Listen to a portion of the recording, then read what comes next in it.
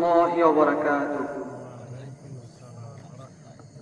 الحمد لله الذي جعل الشمس والقمر بحسبان والنجم والشجر يسجدان وفضل زمانا على زمان كما فضل مكانا على مكان وإنسانا على إنسان ونشهد أن لا إله إلا الله وحده لا شريك له ونشهد أن محمدا عبده ورسوله. أما بعد فأعوذ بالله من الشيطان الرجيم. بسم الله الرحمن الرحيم. إنا أنزلناه في ليلة القدر. صدق الله العظيم. عن أنس بن مالك مرسلا قال قال رسول الله صلى الله عليه وسلم تركت فيكم أمرين لن تضلوا ما تمسكتم بهما كتاب الله وسنة رسوله أو كما قال عليه الصلاة والسلام. الحمد لله. পূর্ব মাটিভাঙ্গা পলহানবাড়ি দাখিল মাদ্রাসার ময়দানে আল্লাহ রাব্বুল ইজ্জাত আমাকে আনার মতো নালায়েককে এই মজলিসে কোরআনের বাণী, যে কোরআন আল্লাহ রাসূলের উপর অবতীর্ণ করেছেন 23 বছর, নবুয়তের 23 বছরে যে কোরআন আল্লাহ ধাপে ধাপে নাযিল করেছেন প্রেক্ষাপট অনুযায়ী, যে কিতাব দিয়ে আসমানি গ্রন্থকে সমাপ্তি টানলেন, আর যেই নবীকে দিয়ে নবুয়তের দরজা বন্ধ করে দিয়ে তার উত্তরাধিকার উলামা ইকরামের হাতে দিয়েছেন, সে উলামা ইকরামের মধ্যে আমার মত নালায়েককে আল্লাহ কবুল করেছেন এবং সেই কোরআনী মাদ্রাসায় কিছু কথা বলার মতো তৌফিক দিয়েছেন। এই জন্য আমরা একবার অন্তরস্থল থেকে শুকরিয়া আদায় করি, আলহামদুলিল্লাহ। ভাই, আরবি ভাষা খুব চমৎকার এক ভাষা। কিরকম ভাষা? আল্লাহ এই কোরআনকে আরবি ভাষায় নাযিল করেছেন। পৃথিবীতে 4000-এর অধিক ভাষা রয়েছে, তার মধ্যে বাংলা ভাষা একটা ভাষা না? আমরা বাংলা ভাষায় যে কোনো কিছুকে প্রকাশ করি যে ভয় করো, কোরআনের এক আয়াত ইত্তাকুল্লাহ, আল্লাহকে ভয় করো। আবার কোরআনের আরেক আয়াত লা খাউফুন আলাইহিম ওয়ালা হুম ইয়াহজানুন, যে কোনো ভয় নাই। তাকওয়ার অর্থ আমরা করলাম ভয়, আবার খাউফের অর্থ করলাম ভয়। এমনি ভাবে আরবি ভাষার আমরা বাংলায় বাবাকেও বলতে গেলে বাবা আমি তোমাকে ভালোবাসি, মায়ের ক্ষেত্রে একই শব্দ ভালোবাসি, বোনের ক্ষেত্রে ভালোবাসি, শব্দ একটাই। কিন্তু আরবি এমন এক ভাষা, যে ভাষার জন্য প্রতিটা জিনিস অনুভূতি করার জন্য এক একটা হরফ আল্লাহ নির্ধারণ করেছেন। আরবি ভাষা, এই আরবি মাদ্রাসার ময়দানে আল্লাহ রাব্বুল ইজ্জত আমাকে যে কথা বলাচ্ছেন, এটা আমার জন্য অনেক সৌভাগ্য। এই আরবি ভাষার মধ্যে দুইটা শব্দ আছে আল্লাহর প্রশংসা বলার জন্য, একটা হচ্ছে হামদ আর একটা হচ্ছে শুকর। আমরা মাহফিলে বলে থাকি যে আল্লাহ শুকরিয়া আদায় করেছে। শুকর এবং হামদের মধ্যে পার্থক্য কি? কুরআনের প্রথম সূরা সূরাতুল ফাতিহা উম্মুল কুরআন বা ইফতিতাহ কিতাবুল্লাহ, এই ফাতিহা এই প্রথম সূরাতে প্রথম যে আয়াত আল্লাহ নাযিল করেছেন সেই আয়াতে আল্লাহ কি বলেন? আলহামদুলিল্লাহি রাব্বিল আলামিন, সমস্ত প্রশংসাকার আলামিন, যে পৃথিবী জগৎকে নিয়ন্ত্রণ করে, যে আলামিন তার। এখানে শুকর শব্দ ব্যবহার করেন নাই। একটু আগে আমি ব্যবহার করেছি যে আল্লাহ আমাদেরকে এই ময়দানে বসার মতো তৌফিক দিয়েছেন, এজন্য শুকরিয়া আদায় করি। আর আল্লাহ প্রথমে সূরা ফাতিহাতে বললেন আলহামদুলিল্লাহি রাব্বিল আলামিন। দুটার মধ্যে পার্থক্য কি? হামদ মানে কৃতজ্ঞতা জ্ঞাপন করা, শুকর অর্থ কৃতজ্ঞতা জ্ঞাপন করা। হামদ ওই জায়গায় ব্যবহার হয় যে আল্লাহর নিয়ামত পাই কি না পাই, তারপর আল্লাহর শুকরিয়া আদায় করা। আর শুকর হচ্ছে যে কোন আল্লাহ কোন নিয়ামত দিয়েছেন, নিয়ামতের কৃতজ্ঞতার ক্ষেত্রে ব্যবহার করার ক্ষেত্রে শুকর শব্দ ব্যবহার হয়। তো আল্লাহ আমাদেরকে এখানে বসার মতো তৌফিক দিয়েছেন, তাই নিয়ামত কি নিয়ামত না? হ্যাঁ, এই এলাকায় আরো মানুষ নেই, আছে, কিন্তু কারো ভাগ্য, অনেক মানুষ আছে, কিন্তু মানুষ থাকা সত্ত্বেও কয়জনের কপালে এই জান্নাতের পরিবেশ আসার মতো তৌফিক হয়েছে? কোরআনী মজলিস, দামি মজলিস। যখন পৃথিবীর কোন জায়গায় দ্বীনি আলোচনা হয়, তখন ফেরেশতারা ওই আলোচনার চতুর্দিকটাকে বেষ্টন করে নেয়। রহমতের সাকিনা নাজিল হয়। সাকিনা বলতে আমরা অনেক সময় ভুল বুঝি, যে যখন কোন দ্বীনি আলোচনা শুনতে শুনতে ঘুম ঘুম ভাব আসে, সেটাকে সাকিনা মনে করি। যেমন উহুদের যুদ্ধে যখন মুসলমানরা রক্তাক্ত হয়েছে, পরাজয়ের পথে চলে গেছে, মুসলমানদেরকে আল্লাহ চাঙ্গা করার জন্য একটা সাময়িক ঘুম দান করেছেন। আরবিতে কোরআনে সেটাকে সাকিনা বলা হয়। অনেকে মনে করেন যে সাকিনা মানে দ্বীনি আলোচনা একটু ঘুম হওয়া। এটা সাকিনা না, এটা বরং শয়তানের ধোঁকা, যে দ্বীনি আলোচনা তুই যে শুনতে না পারো। সাকিনা এমন এক জিনিস যে আল্লাহ এমন এক প্রশান্তি দান করে, যেটা অন্য ভাষায় বোঝানো অসম্ভব। তো কোরআনী মজলিসে যে আমরা এসেছি, বলেন তো সাকিনা পাচ্ছি কি পাই না? দিল প্রশান্ত হয়।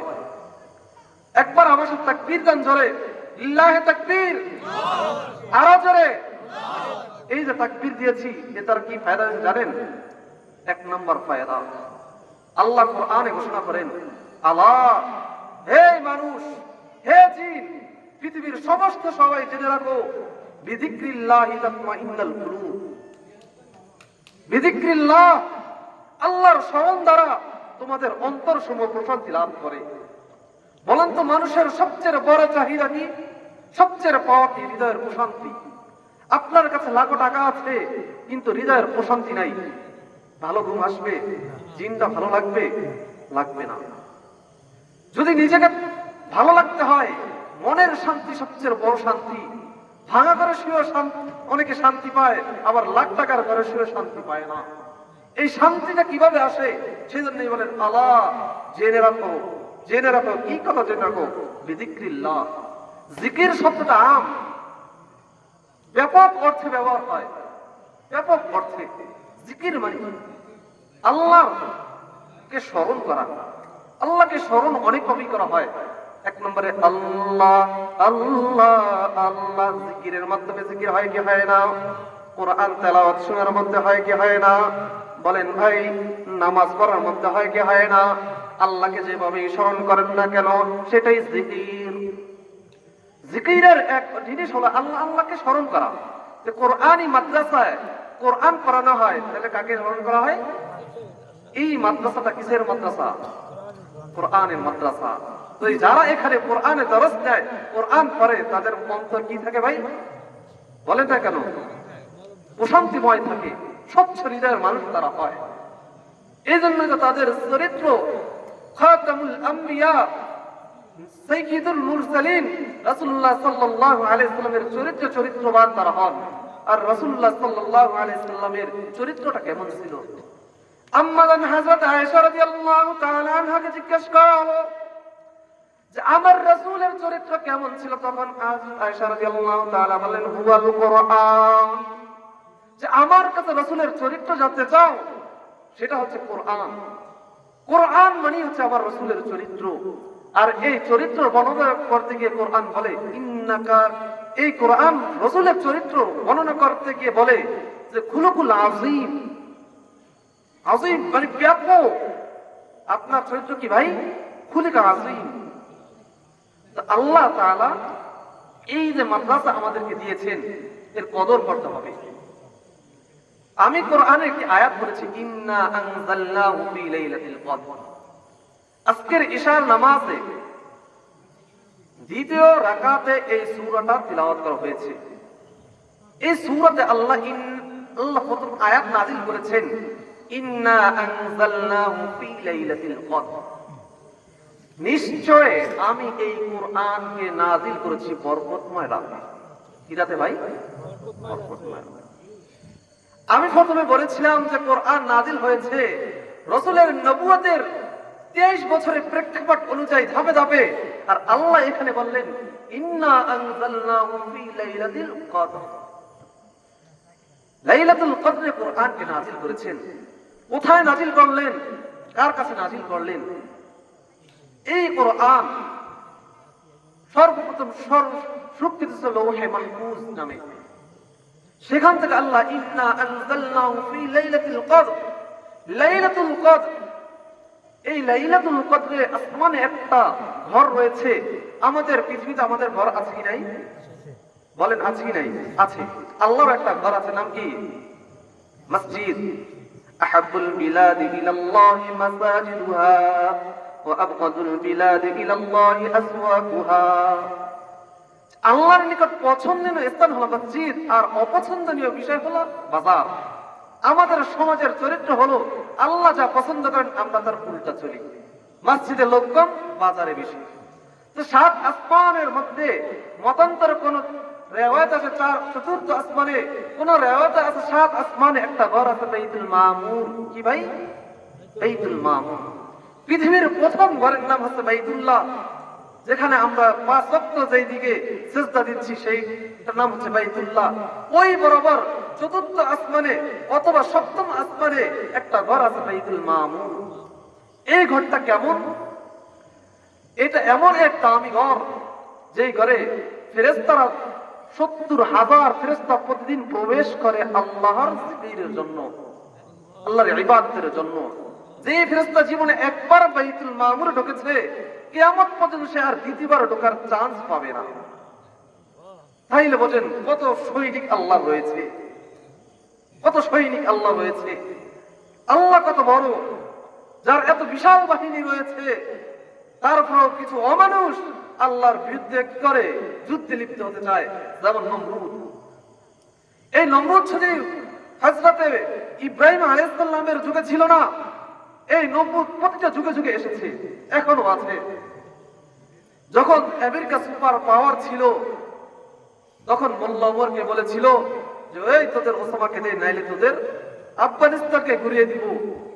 তখন ওসামা বললেন যে ওরা এত শক্তি দেখায়, বলতো ওদের শক্তি কি আল্লাহর আরশের উপর দিয়ে যায় না নিচ দিয়ে যায়?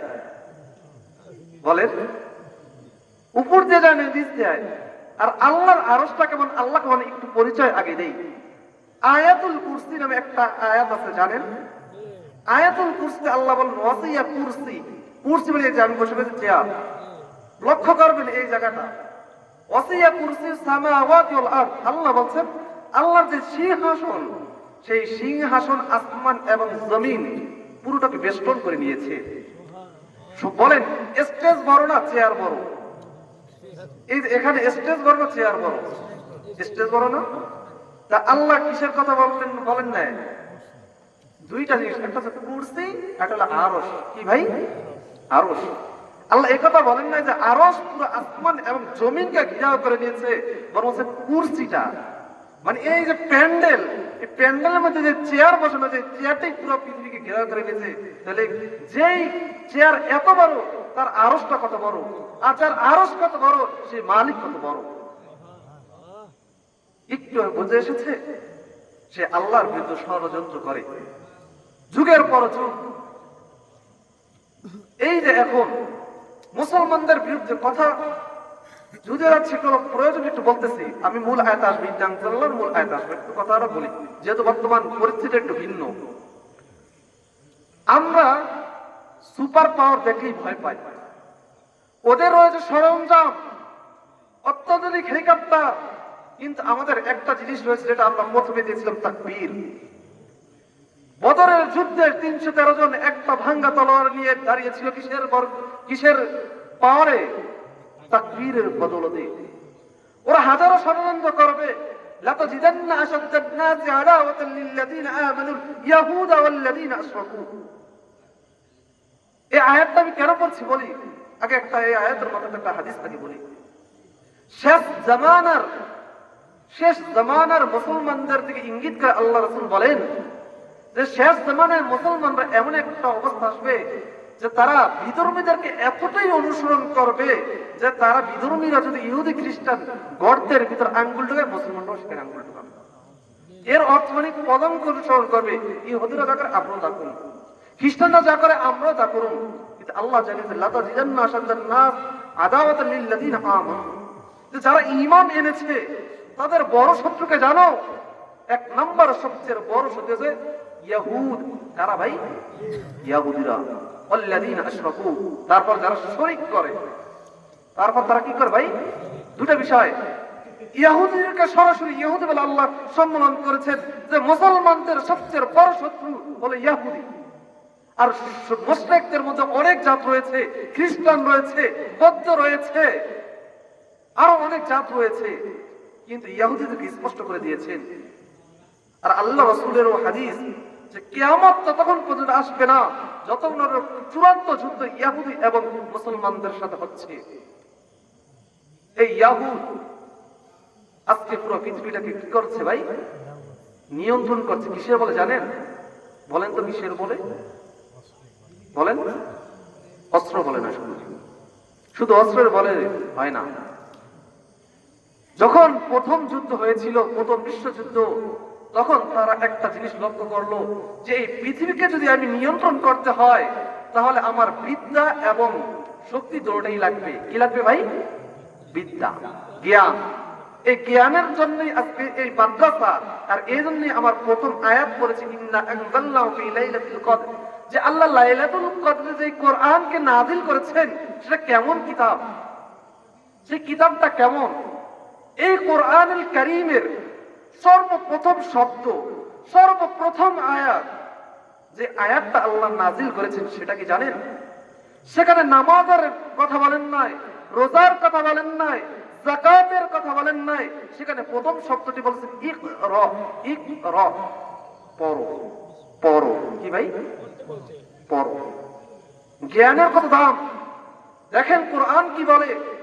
ইয়াসিন ওয়াল কুরআনিল হাকীম, হিকমতময় কোরআন। কোরআন কি ভাই? প্রজ্ঞাময় কোরআন। এই জন্য কোরআন বিভিন্ন আয়াতে বলে তোমরা কেন গবেষণা করো না, তোমরা কেন দেখাচ্ছ না। কখনো বলে যে জ্ঞানীদের জন্য এটা নিদর্শন, আবার কখনো কোরআন বলে কুল সিরু ফিল আরদ ফানজুর কাইফা বাদাআল খালক।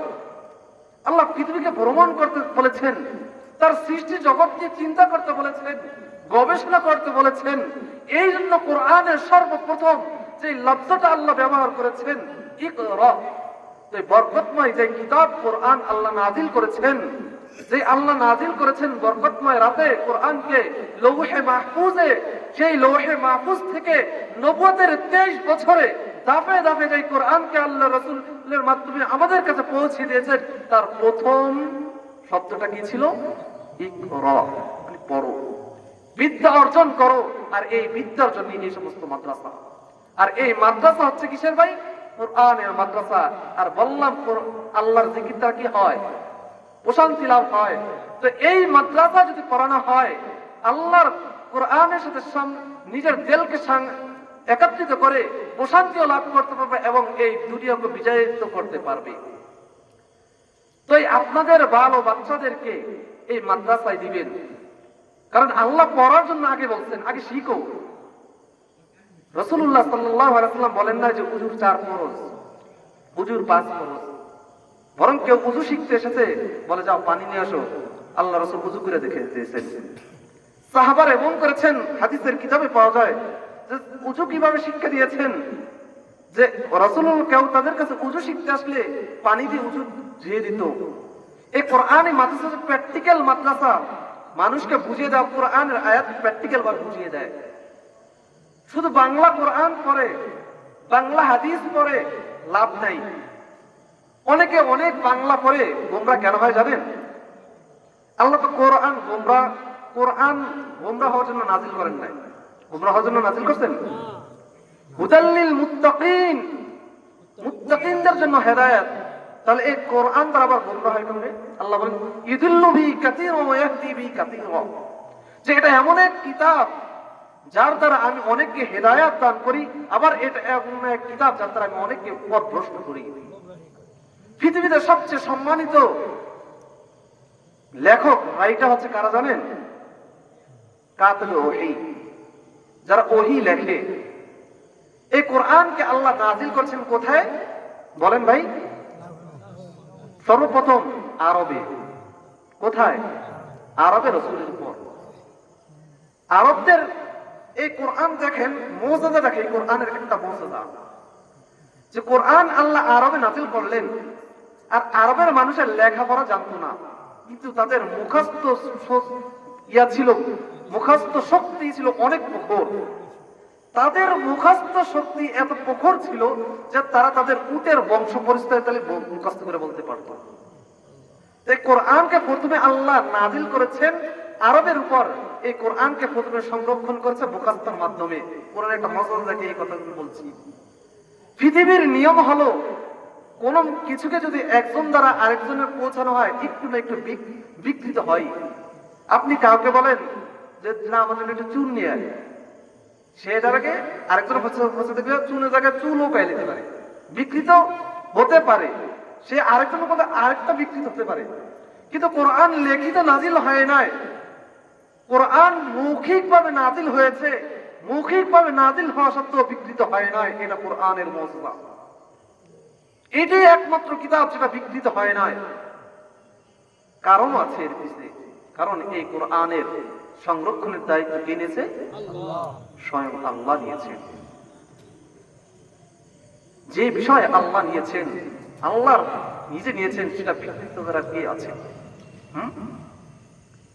তো এই কোরআনের যে মুজিজা, যে সমস্ত কিতাব বিকৃত হয়, সমস্ত জিনিস বিকৃত হয়, কিন্তু এটা বিকৃত হয় না। এই মুজিজা একটা শব্দের নির্দেশ করে যে এই কিতাবটা আল্লাহ থেকে নাযিল।